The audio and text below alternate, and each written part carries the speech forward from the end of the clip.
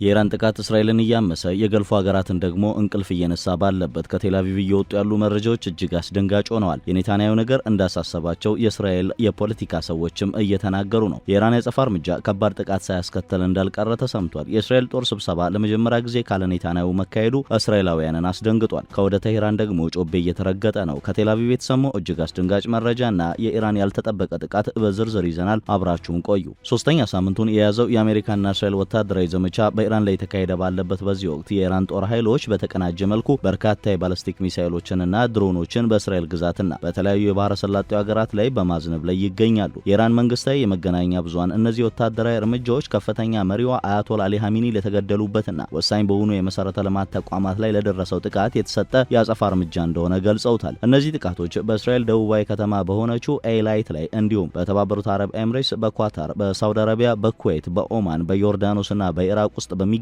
የኃይል ማመንጫና ወታደራዊ ስፍራዎች ላይ ጉዳት ማድረሳቸው ተረጋግጧል። የእስራኤል የአደጋ ጊዜ አገልግሎቶች እንደገለጹት ትናንት 6 ተከታታይ የሚሳኤል ውርጅብኞች ወደ እስራኤል የተተኮሱ ሲሆን ይህም በመላ ሀገሪቱ የማስጠንቀቂያ ደወል እንዲሰማ አድርጓል። ከዚህ ጋር በተያያዘም በሰሜን ኢራቅ ኤርቢል በሚገኙ የላናዝ የነዳጅ ማጣሪያ ተቋም ላይ በአንድ ድሮን ጥቃት ምክንያት እሳት የተነሳ ሲሆን የጉዳቱ መጠን እስኪገመገም ድረስ ስራ እንዲቆም ተደርጓል። የተባበሩት አረብ ኤምሬትስ በኢራቅ ኩርዲስታን በሚገኘው ቆንስላዋ ላይ በአንድ ሳምንት ውስጥ ለሁለተኛ ጊዜ ጥቃት መፈጸሙን አረጋግጣለች። እንዲሁም በፋጃይራ በሚገኝ ትልቅ የነዳጅ ማከማቻ ማዕከል ላይ የተጠለፈ ድሮን እሳት ማስነሳቱ ተዘግቧል። በዚህ ምክንያት የነዳጅ ጭነት ተግባራት ለጊዜው ተቋርጠዋል። የተባበሩት አረብ ኤምሬትስ የአየር መከላከያ ኃይል 9 የባሊስቲክ ሚሳኤሎችንና 33 ድሮኖችን መትቶ ጥሏል። የኳታር መከላከያ ሚኒስትር 4 የባሊስቲክ ሚሳኤሎችና በርካታ ድሮኖች መጠለፋቸውን የገለጸ ሲሆን በዶሃ ከተማ ላይ የፍንዳታ ድምጽም ተሰምቷል። በዚህም ምክንያት በከተማዋ አንዳንድ አካባቢዎች ሰዎች ለቀው እንዲወጡ የታዘዘ ሲሆን ይህም በአሁኑ የግጭት ምዕራፍ ታይቶ የማይታወቅ እርምጃ ነው። ሳውዲ አረቢያ ወደ አልካርጅ ግዛት የተተኮሱ 6 የባሊስቲክ ሚሳኤሎችን ያከሸፈች ሲሆን ይህም ከቀደመው ቀን ተመሳሳይ እርምጃ ቀጥሎ የመጣ ነው። ኩዌት በአህመድ አልጀበር የአየር ኃይል ጣቢያ ላይ ጥቃቶች ማረፋቸውንና 3 ሰራተኞች ቀላል ጉዳት እንደደረሰባቸው የዘገበች ሲሆን በኋላም በዓለም አቀፍ አውሮፕላን ማረፊያ የራዳር ስርዓት ላይ ጥቃቶች መፈጸማቸውን ገልጻለች። የዮርዳኖስ ጦር ኃይሎች በሳምንቱ ውስጥ ከተተኮሱ 85 የኢራን መሳሪያዎች መካከል 79ን ያከሸፉ ሲሆን 5 ድሮኖችና 1 ሚሳኤል ግን የዮርዳኖስ ግዛት ውስጥ አርፈዋል። ኦማን በሰላላህ የነዳጅ ታንከሮች ላይ በደረሰ የድሮን ጥቃት ምክንያት የሰው ጉዳት መድረሱን ይፋ አድርጋለች። እነዚህ ጥቃቶች ወደ ባህረ ሰላጤው ሀገራት የተተኮሱና ከ2000 በላይ የሆኑ ተወንጫፊ መሳሪያዎችን ያካተተው የኢራን ዘመቻ አካል ናቸው። ምንም እንኳን የባህረ ሰላጤው ሀገራት የአየር መከላከያ ስርዓቶች አብዛኛዎቹን ስጋቶች ቢያከሹም ጥቂቶቹ ግን ዘልቀው በመግባት በኃይል ማመንጫ ተቋማት ላይ ጉዳት አድርሰዋል። ይህም በቀን 1 ሚሊዮን በርሜል የሙርባን ድፍድፍ ነዳጅ ወደ ውጭ በመላክ ያለምን ፍላጎት 1 በመቶ የምታሟላውን የፋጃይራ ሚና ተፈታትኗል። የኢራን እስላማዊ አብዮታዊ ጦር ባወጣው መግለጫ ከአሜሪካ ጋር ግንኙነት ያላቸው ወደቦች፣ የመርከብ ማቆሚያዎችና ወታደራዊ ስፍራዎች ሁሉ ህጋዊ ጥቃት ኢላማዎች መሆናቸው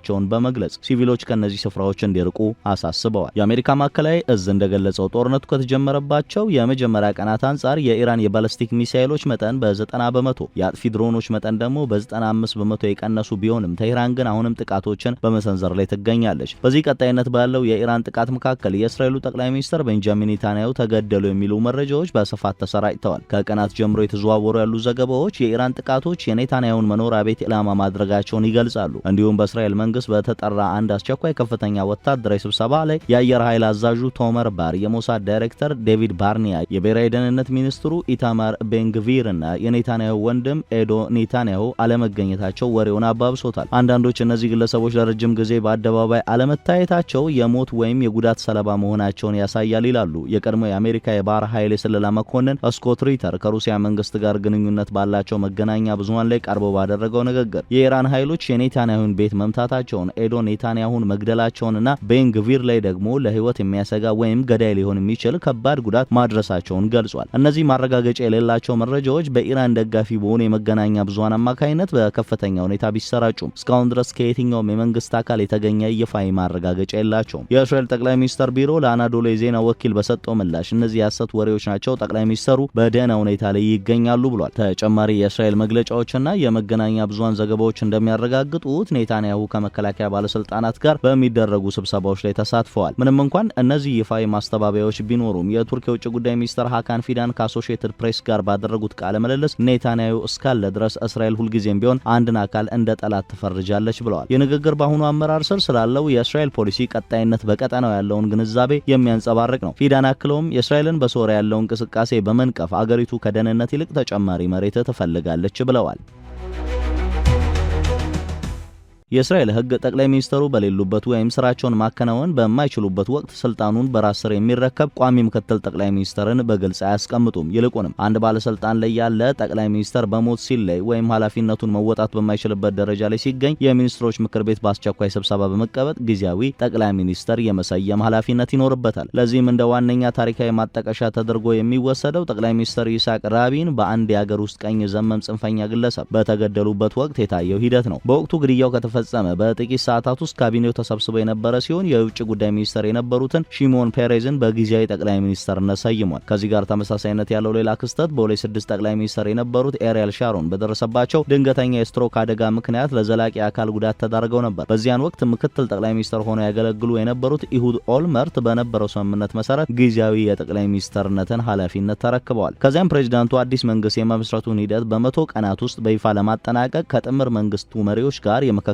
ሂደቶችን አካሂደዋል። የአሁኑ የቤንጃሚን ኔታንያሁ አስተዳደር ግን በቋሚነት የሚተካው ተጠባባቂ ጠቅላይ ሚኒስትር በይፋ አልሰየመም። ይልቁንም ጠቅላይ ሚኒስትሩ ለሕክምና ወይም ለሌላ አጭር ጊዜ ከስራ ገበታቸው በሚርቁበት ወቅት እንደ ሁኔታው የሚወሰኑ ሹመቶችን መጠቀም መርጧል። ለምሳሌ ያህል በ2024 ኔታንያሁ የሕክምና ቀዶ ጥገና በሚያደርጉበት ወቅት የፍትህ ሚኒስትሩ ያሪቭ ሌቪን ለጊዜው ቦታውን ተክተው የቆዩ ሲሆን በመከላከያ ሚኒስትር እስራኤል ካትዝ ላይ ያተኮረ ተመሳሳይ የተጠባባቂነት እቅድም ተይዞ ነበር። በአንድ ወቅት የኔታንያሁ ግድያ በተጨባጭ ሲረጋገጥ በሊኩድ ፓርቲ በሚመራው የጥምር መንግስት ውስጥ ያሉ ከፍተኛ ሚኒስትሮችን ያካተተው ካቢኔ በስልጣን ተዋረድ ውስጥ ከሚገኙ ታዋቂ ግለሰቦች መካከል አንዱን የመምረጥ እድሉ ከፍተኛ ነው። እነዚህም ግለሰቦች የመከላከያ ሚኒስትሩ፣ የውጭ ጉዳይ ሚኒስትሩ ወይም በሊኩድ ፓርቲ ውስጥ ከፍተኛ ተጽዕኖ ያላቸው አንጋፋ አባላት ሊሆኑ ይችላሉ። ከዚያም ፕሬዚዳንቱ ከፓርቲ መሪዎች ጋር ውይይት በማድረግ የተመረጠውን ጊዜያዊ ጠቅላይ ሚኒስትር ያጸድቃሉ፣ አሊያም አዲስ የጥምር መንግስት ድልድል እንዲጀመር ያደርጋሉ።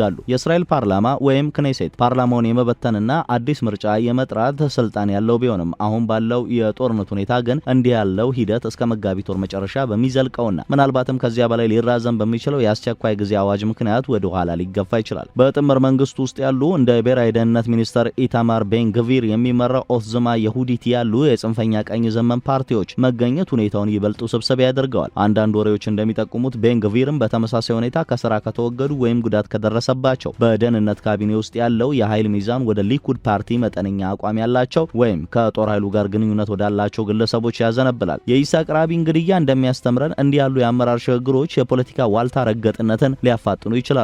የፔሬዝ ጊዜያዊ መንግስት ከቀኝ ዘመም ኃይሎች ከፍተኛ ግፊት ገጥሞት የነበረ ሲሆን ይህም እንደ አውሮፓውያን አቆጣጠር በ1996 በተካሄደው ምርጫ ወደ ቀኝ ዘመሞች እንዲያዘነብል አድርጓል። አሁንም ተመሳሳይ ሁኔታዎች ሊከሰቱ የሚችሉ ሲሆን ይህም ወይ ጠንካራ አቋም ያላቸውን ኃይሎች ያጠናክራል አሊያም ለጊዜያዊ አንድነት የሚረዱ እርምጃዎች እንዲወሰዱ ምክንያት ይሆናል። የአንድ ሀገር ከፍተኛ አመራር ላይ ያነጣጠረና የአመራር ሰንሰለቱን ለመበጠስ የሚደረግ ጥቃት መፈጸሙ ከተረጋገጠ የእስራኤል መከላከያ ሰራዊት ፕሮቶኮሎች በመላው ሀገሪቱ ከታወጀው አስቸኳይ ጊዜ አዋጅ ጋር ተያይዞ በከፊል ስራ ላይ ያሉትን የልዩ ሁኔታ እርምጃዎች ወዲያውኑ ወደ ከፍተኛ ደረጃ እንዲሸጋገሩ ያደርጋሉ። የሀገር ውስጥ ግንባር እዝ በሲቪሎች እንቅስቃሴ ላይ የሚደረጉ ገደቦችን የሚያጠናክር ሲሆን ጠቅላይ ወታደራዊ መምሪያው ደግሞ ከፍተኛ የሆነ ነጻነት ተሰጥቶት መንቀሳቀስ ይጀምራል። ወታደራዊ እዝ ወደ ጊዜያዊ ጠቅላይ ሚኒስተርና ወደ ከፍተኛ ወታደራዊ አመራሮች ማለትም ወደ ጦር ኃይሎች ጠቅላይ አዛዥና ወደ ቀጠናዊ አዛዦች ይዘዋወራሉ። ይህም በወታደራዊ ዘመቻዎች ላይ ምንም አይነት መስተጓጎል እንዳይኖር ያደርጋል። የእስራኤል ወታደራዊ አስተምሮ በአመራር ላይ ለሚቃጡ ዛቻዎች ፈጣንና ያልተመጣጠነ አጸፋዊ ምላሽ መስጠት ላይ ያተኮረ ነው። ይህም እንደ አውሮፓውያን አቆጣጠር በ2008 በወቅቱ የሰሜናዊ እዝ ጀነራል በነበሩት ጋዲ አይዝንኮት በይፋ ከተገለጸው የዳህያ መርህ ጋር የተጣጣመ ነው። ይህ መርህ መነሻውን በ2006 በሊባኖስ ጦርነት ወቅት በቤይሩት ዳርቻ የሚገኘውን የሄዝቦላ ምሽግ የሆነውን የዳሂያ መንደር ሙሉ በሙሉ ካወደመው ወታደራዊ እርምጃ የወሰዱት ሲሆን በጠላት ወታደራዊ መሰረተ ልማቶችና በጥቃቱ ተሳታፊ የሆኑ ኃይሎችን በሚደግፉ የህዝብ ማዕከላት ላይ ከፍተኛ ኃይል መጠቀምን ያዛል። አይዝንኮት በወቅቱ በግልጽ እንደተናገሩት በ2006 በቤይሩት ዳሂያ ሰፈር ላይ የሆነው ነገር በእስራኤል ጥቃት በሚሰነዘርበት በማንኛውም መንደር ላይ ይደገማል። እኛ ያልተመጣጠነ ኃይል እንጠቀማለን፣ እዚያም ከፍተኛ ጉዳትና ውድመት እናደርሳለን ብለዋል። ከዚያ በኋላ በጋዛና በሊባኖስ የተከናወኑ ወታደራዊ ወታደራዊ እርምጃዎች በጠላት ላይ ረጅም ጊዜ መልሶ ግንባታ ወጪን ለመጫንና ወደፊት ሊሰነዘሩ የሚችሉ ጥቃቶችን ለመግታት ሲባል የኢኮኖሚና የሲቪል ተቋማትን ኢላማ የማድረጉን አካሄድ አጠናክረውታል። በኢራን እርምጃ የተፈጸመ የኔታንያሁ ግድያ ቢረጋገጥ የዚህ መሪ አፈጻጸም አሁን ካለው የዘመቻ ደረጃ በላይ ሊሰፋ ይችላል። እቅድ አውጪዎች ቀደም ሲል ጉዳት ደርሶባቸው ለነበሩት የኢራን የባለስቲክ ሚሳኤል ማምረቻ ተቋማት፣ የእዝ ማዕከላትና እንደ ካርጅ ደሴት ላሉ የነዳጅ ኤክስፖርት መሰረተ ልማቶች ቅድሚያ ይሰጣሉ። መሪን በመሪ መተካት የሚለው ጽንሰ ሐሳብ የእስራኤል ስልታዊ መርህ ዋነኛ አካል ነው። እስራኤል ከዚህ ቀደም በሐማስ በሄዝቦላና በኢራን ከፍተኛ መሪዎች ላይ ያነጣጠሩ የግድያ እርምጃዎችን በተደጋጋሚ ተጠቅማለች። በእስራኤል ጠቅላይ ሚኒስትር ላይ የተፈጸመ ጥቃት ከተረጋገጠ የኢራን አገዛዝ ቀሪ አካላት እንደ ህጋዊ ጥቃት ኢላማዎች ተቆጥረው ከፍተኛ የሆነ የአመራር የማስወገድ ዘመቻ ይከፈትባቸዋል። ይህም ከአሜሪካ የጦር ኃይሎች ጋር በተቀናጀ የእዝ መዋቅር የሚከናወን ይሆናል። በኢራን ላይ በተሰነዘረው ጥቃት የኢራን የማጥቃት አቅም እስከ 80% በከፍተኛ ሁኔታ መዳከሙ የአየርና የሚሳኤል የበላይነትን ለማስቀጠል ምቹ ሁኔታን ይፈጥራል። የእስራኤል መከላከያ ሰራዊት ምንጮች እንደገለጹት ከ160 እስከ 190 የሚደርሱ የሚሳኤል ማስወንጨፊያዎች የወደሙ ሲሆን ሌሎች 200 የሚሆኑት ደግሞ ከጥቅም ውጭ ሆነዋል። የኢራን ጦር አባላትም በከፍተኛ ሁኔታ ከስራ ገበታቸው እየጠፉና ወታደራዊ ግዴታቸውን ለመወጣት እያመነቱ መሆናቸው ተዘግቧል። አጸፋዊ ጥቃቶቹ የአገዛዙን ህልውና የሚወስኑ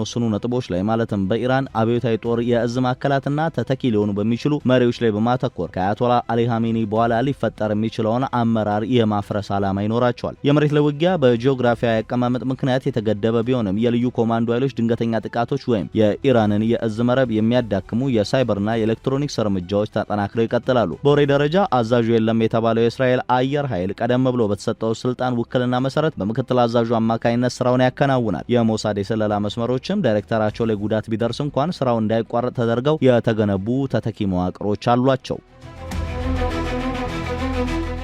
የአመራር ሽግግር ሂደት በእስራኤል የጥምር መንግስት ውስጥ ያለውን መረጋጋት በእጅጉ የሚፈትን ተግባር ይሆናል። የብሔራዊ ደህንነት ሚኒስትሩ ኢታማር ቤንግቪር አለመኖር ወሬው እውነት ሆኖ ከተረጋገጠ ለከፍተኛ ወታደራዊ እርምጃዎችና ጥብቅ የደህንነት አቋሞች በግልጽ ሲሟገት የነበረውን ድምጽ ከመንግስት መድረክ ያስወግዳል። ይህ ሁኔታ ጊዜያዊ ጠቅላይ ሚኒስትሩ ለሚወስዱት ወታደራዊ እርምጃዎች ሰፋ ያለ የውሳኔ ነጻነት እንዲኖራቸው ሊያደርግ ይችላል። አሊያም በተቃራኒው በካቢኔ ውስጥ ያሉ አባላት ይበልጥ በጠነከረና በአንድ ወጥ በሆነ የጽንፈኝነት አቋም ላይ እንዲስማሙ እድል ሊፈጥር ይችላል። ላለፉት ሳምንታት በሚሰሙ የማስጠንቀቂያ ደውሎችና አልፎ አልፎ ዘልቀው በሚገቡ ጥቃቶች ምክንያት ተጽዕኖ ስር የወደቀው የህዝቡ ሞራል እንዲህ ያለ የአመራር መገደል ክስተት ቢፈጠር ተጨማሪ ጫና ያርፍበታል። የታሪክ ማጣቀሻዎችን ብንመለከት የኢሳቅ ራቢን ግድያ በአገሪቱ ውስጥ ከፍተኛ ድንጋጤን የፈጠረ ቢሆንም በወቅቱ የታየው የሀዘንና የመታሰቢያ መርሃ ግብሮች በፖለቲካ የተከፋፈለውን ህዝብ ለአጭር ጊዜም ቢሆን በአንድነት በማቆም አገራዊ ቁርጠኝነትን አጠናክሮ ነበር። አሁንም ተመሳሳይ ህዝባዊ ሰልፎች ሊከሰቱ የሚችሉ ሲሆን ይህም እስራኤል ለጠላቶቿ የምታስተላልፈውን የመከላከልና የማስፈራራት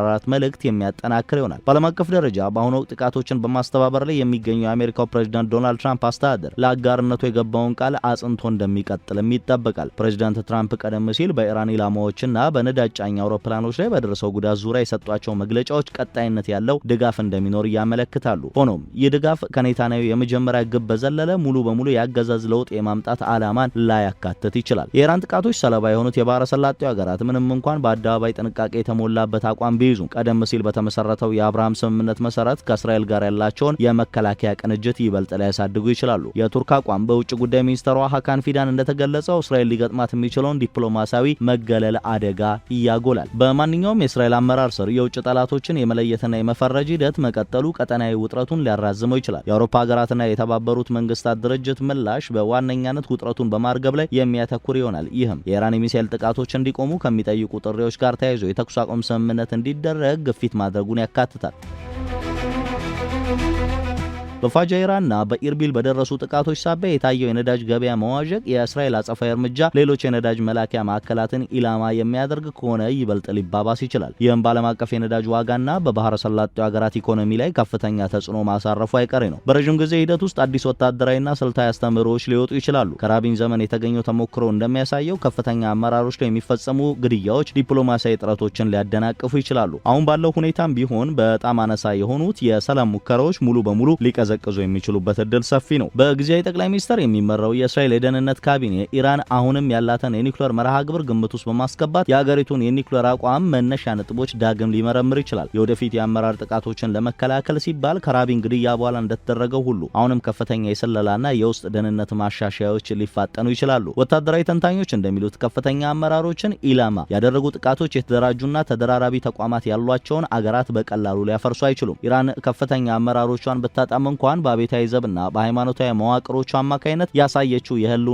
ቀጣይነት ለዚህ ማሳያ ነው። በተመሳሳይ ሁኔታ የእስራኤል ስርዓት ጠንካራ በመሆኑ የአመራር መገደል ለአጸፋዊ እርምጃ መቀነስ ሳይሆን ይበልጥ ለተጠናከረ ወታደራዊ ምላሽ ምክንያት እንደሚሆን ለማሳየት ቅድሚያ ይሰጣል። በአገር ደረጃ ተግባራዊ የሚደረገው የድሃያ አመክንዮ ዓላማው የኢራን መልሶ ግንባታ የማይቻልበት ደረጃ ላይ እንዲደርስ ማድረግ ይሆናል። ይህም አሁን ካሉት ወታደራዊ ጥቃቶች ባለፈ የኤሌክትሪክ ኃይል ማከፋፈያ መስመሮችን፣ የነዳጅ ማጣሪያዎችንና የትራንስፖርት መሰረተ ልማቶችን ኢላማ ማድረግን ያካትታል። ቀጣይነት ያለው የኢራን ጥቃት ምንም እንኳን አቅሙ ቢዳከምም በባህረ ሰላጤው ሀገራት መካከል ያለውን አጋርነት ለመፈተን እንዲሁም የእስራኤልን የመከላከል አቅም ለማድከም ታስቦ የተዘጋጀ ሁለገብ ዘመቻ ነው። እንደ አውሮፕላን ማረፊያዎች፣ የነዳጅ ማጣሪያዎችና ቆንስላዎች ባሉ ሲቪል ነክ መሰረተ ልማቶች ላይ የሚሰነዘሩ ጥቃቶች የኢኮኖሚ ኪሳራ ለማድረስ የታለሙ ናቸው። ይህም ያልተመጣጠነ የመከላከል ስልት አካል ነው። እስካሁን ድረስ የእስራኤልና የአሜሪካ ምላሾች በወታደራዊ ማዕከላት ላይ ብቻ ያተኮሩ ቢሆኑም የአመራር ግድያ ከተፈጸመ ግን በተቀመጠው አስተምህሮ መሰረት የጥቃቱ ኢላማዎች በከፍተኛ ሁኔታ ሊሰፉ ይችላሉ።